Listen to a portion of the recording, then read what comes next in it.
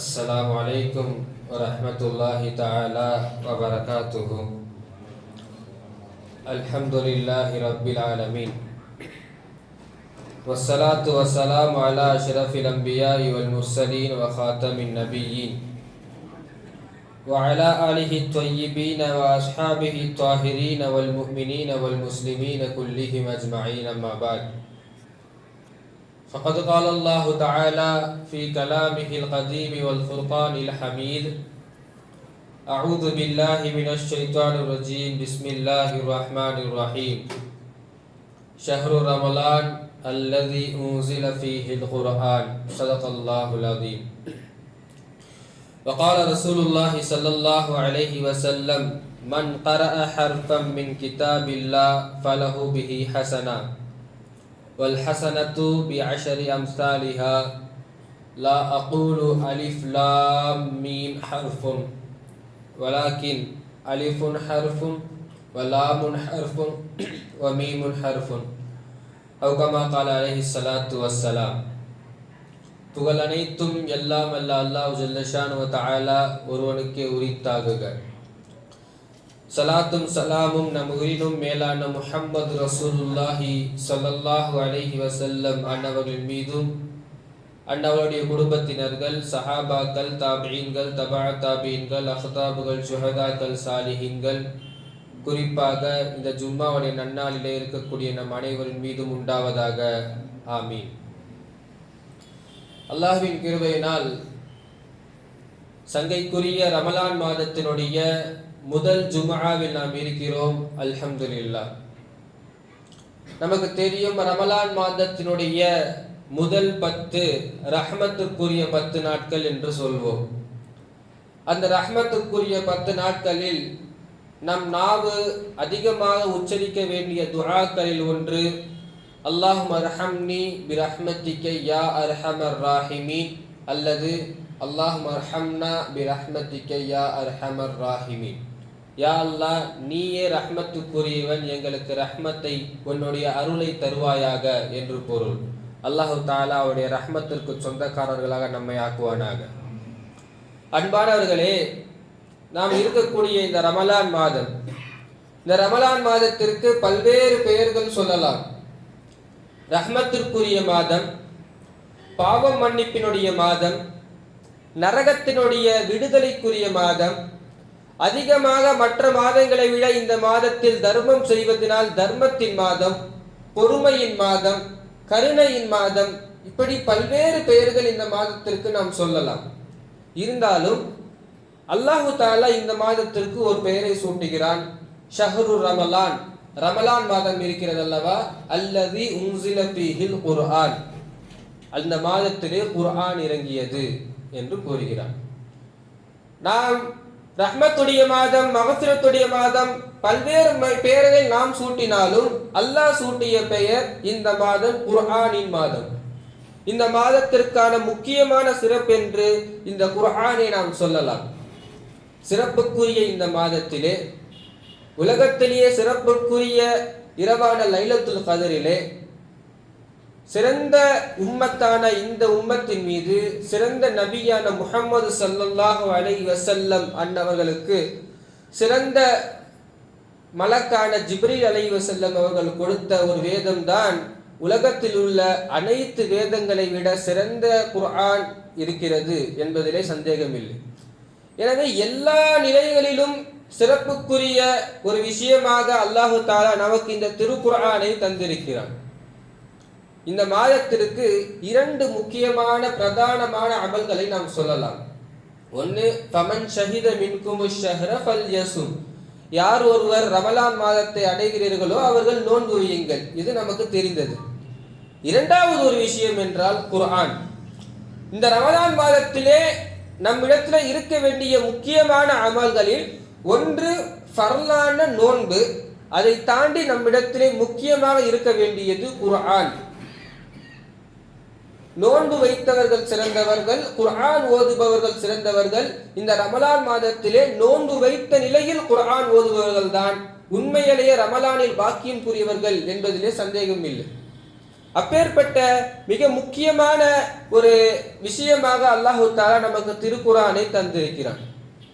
மற்ற மாதங்களில் செய்யக்கூடிய ஒரு அமலை விட, ஒரு லா இலாஹா இல்லல்லாஹ் ஓதுவதை விட, ஒரே ஒரு வசனம் அல்ஹம்துலில்லாஹி ரப்பில் ஆலமீன் ஓதுவதை விட, இந்த மாதத்திலே ஒவ்வொரு அமல்களையும் அல்லாஹு தஆலா 70 மடங்காக ஏற்றுக்கொள்கிறான் என்ற பொழுது, ஒரே ஒரு சட்டம் நாம் திருக்குர்ஆனை ஓதி முடிக்கும் பொழுது மற்ற மாதங்களில் ஓதுவதை விட 70 மடங்கு நன்மை, 70 மடங்கு குர்ஆன் ஓதிய நன்மையை ரப்புல் ஆலமீன் இந்த மாதத்தில் ஓதக்கூடியவர்களுக்கு தருகிறான். இது மற்ற எந்த மாதத்திற்கும் இந்த நன்மை கிடையாது. நம்ம ரபியுல் அவல்ல ஓதலாம், ஷாபான்ல ஓதலாம், ஷவ்வால்ல ஓதலாம், துல்காதால சங்கைக்குரிய மாதங்களில் ஓதினாலும் இந்த ரமலான் மாதத்தில் ஓதக்கூடிய இந்த நன்மையை போன்று மற்ற எந்த மாதத்திலும் நாம் பெற்றுக்கொள்ள முடியாது என்பதை கவனிக்க வேண்டும். அன்பானவர்களே, நபி ஸல்லல்லாஹு அலைஹி வஸல்லம் அவர்களுக்கு ரமலான் மாதத்திலே ஒரு வேலை இருந்தது. ஜிப்ரீல் அலைஹிஸ்ஸலாம் வருவார்கள். இது ஒவ்வொரு ரமலான்ல நடக்கக்கூடிய விஷயம். ஜிப்ரீல் அலைஹிஸ்ஸலாம் வருவார்கள். அந்த வருடம் என்னென்ன வசனங்கள் எல்லாம் இறங்கியதோ எல்லா வசனங்களையும் ஒரு முறை ஸல்லல்லாஹு அலைஹி வஸல்லம் இடத்திலே ஓதி காண்பிப்பார்கள். அதை கேட்டுவிட்டு பிறகு பெருமானார் ஸல்லல்லாஹு அலைஹி வஸல்லம் ஜிப்ரீல் அலைஹிஸ்ஸலாம் இடத்திலே ஓதி காண்பிப்பார்கள். இது ஒவ்வொரு வருடமும் இந்த அமல் தொடர்ந்து கொண்டே இருந்தது. ஹதீஸ்களில் வருகிறது, கடைசியாக பெருமானார் ஸல்லல்லாஹு அலைஹி வஸல்லம் உடைய வஃபாத்தின் போது அந்த வருடத்திலே 2 முறை ஜிப்ரீல் அலைஹிஸ்ஸலாம் ஓதிவிட்டு சென்றார்கள் என்று. எனவே ரமலான் மாதத்திலே குர்ஆன் ஓதுவதும் குர்ஆன் கேட்பதும் நபி ஸல்லல்லாஹு அலைஹி வஸல்லம் உடைய ஒரு சுன்னத்தாக இருப்பதனால தான் தராவியின் மூலமாக குர்ஆனை நாம் கேட்கிறோம், தனிப்பட்ட முறையில் குர்ஆனை நாம் ஓதுகிறோம் என்று ஒரு முக்கியமான விஷயத்தை நாம் கவனத்தில் கொள்ள வேண்டும். இதற்கு முன்புள்ள ஒரு 10-15 வருடம் அல்லது 20 வருடத்துக்கு முன்பு உள்ள நம்முடைய பெரியோர்களுடைய வரலாறு எல்லாம் நாம் பார்க்கும் பொழுதெல்லாம் நமக்கு தெரியும். ரமலான் மாதத்திலே 10 குர்ஆனை 15 குர்ஆனை முடித்த நம்முடைய பெற்றோர்கள் இருக்கிறார்கள். நம்முடைய பெற்றோர்களுடைய பெற்றோர்கள் இருக்கிறார்கள். சஹாபாக்கள் எல்லாம் 3 நாட்களில் ஒரு ஹத்தம், 2 நாட்களில் ஒரு ஹத்தம் என்று முடித்த சஹாபாக்கள் உள்ளார்கள். உஸ்மான் ரலியல்லாஹு அன்ஹு அவர்கள் குர்ஆனுடன் தங்களுடைய வாழ்க்கையை இணைத்துக் கொண்டவர்கள். ரமலான் மாதத்திலே ஒரு நாளைக்கு ஒரு ஹத்தம் பண்ணுவாங்க, ஒரு நாளைக்கு ஒரு குர்ஆன். வாழ்க்கை முழுவதும் அவர்கள் குர்ஆனுடனே தொடர்புடையவர்களாக இருந்ததினால் கடைசியாக அவருடைய வஃபாத்தும் குர்ஆன் ஓதிக்கொண்டிருக்கும் பொழுதுதான் நிகழ்ந்தது. குர்ஆன் ஓதிக்கொண்டே இருக்கிறார்கள். ஓதிக்கொண்டு இருக்கும் பொழுது அவர்களை எதிரிகள் கொலை செய்கிறார்கள். அந்த ரத்தம் குர்ஆனுடைய அவுராக் என்று சொல்லக்கூடிய அந்த பிரதிகளில் விழுந்தது. முதல் ஜுஸ்னுடைய கடைசி பக்கத்திலே ஒரு வார்த்தை வரும், ஃபஸயக்ஃபீகஹுமுல்லாஹ், அல்லாஹ் போதுமானவன், அல்லாஹ் அவர்களுக்கு போதுமானவன். இந்த உஸ்மான் ரலியல்லாஹு அன்ஹு அவர்கள் கொல்லப்பட்ட, அவர்களுடைய ரத்தம் பட்ட அந்த காகிதம் போன்று உள்ள அந்த ஒரு ஏடு இன்றைக்கு வரைக்கும் மியூசியத்தில் பாதுகாக்கப்பட்டிருக்கிறது. அந்த ஃபஸயக்ஃபீகஹுமுல்லாஹ் வைத்து சொல்வார்கள், அல்லாஹ் போதுமானவன் என்ற வார்த்தையில கரெக்டா உஸ்மான் ரலியல்லாஹு அன்ஹுடைய ரத்தம் பேப்படுது. உஸ்மான் ரலியல்லாஹு அன்ஹு கொலை செஞ்சவங்களுக்கும் அல்லாஹ் போதுமானவன் என்று சொல்வார்கள். இப்படி குர்ஆனுடன் தன்னுடைய வாழ்க்கையை இணைத்துக் கொண்டவர்கள் மறுமை வரை குர்ஆன் அவர்களுடன் இருக்கும் என்பதில் எந்த சந்தேகமும் இல்லை. ரமலான் மாதத்திலே குர்ஆன் ஓதுவதும் அமல், குர்ஆனை கேட்பதும் அமல். குர்ஆனை கேட்பதும் மிக முக்கியமான ஒரு அமல். எம்பெருமானார் ஸல்லல்லாஹு அலைஹி வஸல்லம் அவர்கள் சில சஹாபாக்களை அழைத்து குர்ஆனை ஓத சொல்வார்கள். நீங்க ஓதி நான் கேட்கிறோம் என்று கூறுவார்கள். அந்த வரிசையிலே ஹஜ்ரத் அப்துல்லா பின் மஸ்ஊத் ரலியல்லாஹு அன்ஹு, மஸ்ஊத் ரலியல்லாஹு அன்ஹு இடத்துல கூப்பிட்டு நீங்கள் குர்ஆனை ஓதுங்கள் என்று நான் கேட்க வேண்டும் என்று சொல்கிறார்கள். உஸ்மான் அப்துல்லா பின் மஸ்ஊத் ரலியல்லாஹு அன்ஹுக்கு ஒரு தயக்கம். ஏன்னா ரசூலுல்லாஹ்வின் மீது தான் குர்ஆனே இறங்கியது. அவங்க கிட்ட நம்ம எப்படி ஓதி காண்பிப்பது என்று, நாயகமே குர்ஆனே உங்கள் மீது இறங்கியது, நான் எப்படி ஓதுவது என்று தயக்கப்படுகிறார்கள். பிறகு பெருமானார் ஸல்லல்லாஹு அலைஹி வஸல்லம் ஓத சொல்ல அந்த உத்தரவுக்கு கீழே அப்துல்லா பின் மஸ்ஊத் ரலியல்லாஹு அன்ஹு அவர்கள் ஓதுகிறார்கள். சூரத்துன் நிசாவை ஓதுகிறார்கள். அதை கேட்கிறார்கள். பெருமானார் ஸல்லல்லாஹு அலைஹி வஸல்லம் அவருடைய கண்களில் இருந்து கண்ணீர் வருகிறது. இப்படி குர்ஆன் ஓத பெருமானார் ஸல்லல்லாஹு அலைஹி வஸல்லம் அவர்கள் கேட்டிருக்கிறார்கள். அதே அப்துல்லா பின் மஸ்ஊத் ரலியல்லாஹு அன்ஹு அவர்கள் வேறு ஒரு நிகழ்ச்சியின் போது மஸ்ஜிது நபவியிலே திருக்குர்ஆனை ஓதிக் கொண்டிருக்கிறார்கள். மஸ்ஜிது நபவியிலே ஓதிக் கொண்டிருக்கும் பொழுது பெருமானார் ஸல்லல்லாஹு அலைஹி வஸல்லம், அபூபக்கர் சித்திக் ரலியல்லாஹு அன்ஹு, உமர் ரலியல்லாஹு, இவங்க 3 பேரும் நடந்து போயிட்டு இருக்கிறாங்க. மஸ்ஜித் நபவிக்கு வெளியே செவுரு இருக்கிறது. இவங்க இந்த பக்கம் நடந்து போயிட்டு இருக்கிறாங்க. இவர் பள்ளிவாசலுக்குள்ள உட்காந்து குர்ஆன் ஓதிட்டு இருக்காரு. ஓதும் பொழுது பள்ளிவாசல்ல யாருமே இல்லைன்றதுனால அவர் சத்தமா ஓதிட்டு இருக்கிறாரு கிராத்தோட. அப்துல்லா பின் மஸ்ஊத் ரலியல்லாஹு அன்ஹு அந்த வழியில போன பெருமானார் ஸல்லல்லாஹு அலைஹி வஸல்லம் இந்த 2 சஹாபாக்கள் நின்று அந்த குர்ஆனை கேட்கிறார்கள். கேட்டுவிட்டு கூறுகிறார்கள், அவருக்கு தெரியாது பின்னாடி ரசூலுல்லாஹ் கேட்டுட்டு இருக்காங்கன்றதெல்லாம் அவருக்கு தெரியாது. பிறகு கூறுகிறார்கள், இந்த 2 சஹாபாக்கள் உமர் ரலியல்லாஹு அன்ஹு, அபூபக்கர் சித்திக் ரலியல்லாஹு அன்ஹு சொல்கிறார்கள், மன் அஹப்ப அன் யக்ரஅல் குர்ஆன, யார் ஒருவர் குர்ஆன் எப்படி இறங்கியதோ அதே மாதிரி ஓதுவோம் யார் ஆசைப்படுறீங்களோ, அதாவது ஜிப்ரீல் அலைஹிஸ்ஸலாம் எப்படி குர்ஆனை ஓதி காண்பித்தார்களோ அதே மாதிரி யாராவது குர்ஆனை ஓத வேண்டும் என்று ஆசைப்பட்டீர்கள் என்றால் இவர் ஓதுவதை நீங்கள் கேளுங்கள். அப்துல்லா பின் மஸ்ஊத் ரலியல்லாஹு அன்ஹு அவரு இந்த விஷயம்லாம் தெரியாம அவர்லாம் ஓதிக்கிட்டு இருக்கிறாரு. கடைசியா குர்ஆனை ஓதி முடித்ததற்கு பிறகு துஆ கேட்கிறார். தூரத்தில் இருந்த நபி ஸல்லல்லாஹு அலைஹி வஸல்லம் அவர்கள், சல் துஅதா, சல் துஅதா, கேளு கேளு அல்லாஹ் கொடுப்பான், கேட்டா அல்லாஹ் கொடுப்பான். ஆனா இந்த விஷயம்லாம் அவருக்கு தெரியாது, பின்னாட்களில் தெரிய வருகிறது. இந்த ஹதீஸின் மூலமாக சொல்வார்கள், திருக்குர்ஆனை ஓதி முடித்ததற்கு பிறகு கேட்கப்படும் துஆ அல்லாஹ் தஆலா கபூல் செய்வான். அவர் குர்ஆனை முடித்ததற்கு பிறகு அவர் துஆ கேட்கிறார், அல்லாஹ் நபி ஸல்லல்லாஹு அலைஹி வஸல்லம் சொல்கிறார்கள், கேட்டா கொடுப்பான். ஹஜ்ரத் அனஸ் ரலியல்லாஹு அன்ஹு அவர்கள் இந்த ஹதீஸ் எல்லாம் வைத்துதான் திருக்குர்ஆனை ஓதி முடித்ததற்கு பிறகு ஹத்ம் துஆ ஓதும் பொழுது என்ன பண்ணுவாங்கன்னா, குடும்பத்தில் உள்ள எல்லாரையும் உட்கார வச்சு துஆ கேட்பாங்க. ஏன்னா குர்ஆன் ஓதி முடித்ததற்கு பிறகு கேட்கப்படக்கூடிய துஆ கபூல் செய்யப்படும் என்று. அன்பானவர்களே, மறுமையிலே ஷஃபாஅத் என்ற சிபாரிசு இருக்கிறது. நிறைய பேர்களுடைய சிபாரிசு இருக்கிறது. நபிமார்களுடைய சிபாரிசு இருக்கிறது, உலமாக்களுடைய சிபாரிசு இருக்கிறது. இப்படி சில நபர்களுக்கு அல்லாஹு தஆலா சிபாரிசினுடைய உரிமையை கொடுத்திருக்கிறார். அதுல முக்கியமான மனிதர்களுடைய சிபாரிசு கூட சில நேரத்துல பயன் தராம இருக்கலாம். ஒரு 2 முக்கியமான விஷயம் இருக்கிறது, அதற்குரிய சிபாரிசை அல்லாஹு தஆலா கொடுத்திருக்கிறான். ஒன்று, நோன்பு. வைக்கக்கூடிய நோன்பு மறுமையில அல்லாஹ் இடத்துல ஷஃபாஅத் செய்யும். யா அல்லாஹ், இவரை பகல் நேரத்துல உணவு சாப்பிடுவதை விட்டும் தண்ணீர் குடிப்பதை விட்டும் ஆசைகளிலிருந்தும் நான் அவனை தடுத்து வைத்தேன், அவரை நீ ஏற்றுக்கொள்ளுன்னு சொல்லிட்டு மறுமையில நோன்பு அல்லாஹ் இடத்துல கேட்கும். இன்னொரு விஷயம் இருக்கிறது, குர்ஆன். யா அல்லாஹ், இவரை இரவு தூங்குவதை விட்டும் தடுத்து நான் உன்னுடைய திலாவத்தை ஓத வைத்தேன், இவருக்கு நீ சிபாரிசை ஏற்றுக்கொள்ள வேண்டும் என்று நோன்பு கேட்கும், திருக்குர்ஆன் கேட்கும். அல்லாஹ்வுடைய கிருபையினால் நமக்கு இந்த ரமலான் மாதத்திலே நோன்பு வைக்கக்கூடிய பாக்கியமும் கிடைத்திருக்கிறது. அதே நேரத்தில் திருக்குர்ஆனை ஓதக்கூடிய பாக்கியமும் கிடைத்திருக்கிறது. எனவே நோன்பு வைத்த நிலையில் திருக்குர்ஆனை ஓதுவது நம்முடைய சிபாரிசிற்கான மிக ஏற்றமாக இருக்கும் என்பதையே நாம் கவனத்தில் கொள்ள வேண்டும். திருக்குர்ஆனை பொறுத்தவரை எல்லாமே நமக்கு நன்மைதான். திருக்குர்ஆனை ஓதி அதை பின்பற்றினால் நன்மை, அவர் வாழ்க்கையிலே வெற்றி பெறுவார். திருக்குர்ஆனுடைய அர்த்தங்களை விளங்கினாலும் நன்மை, திருக்குர்ஆனை ஓதினால் நன்மை.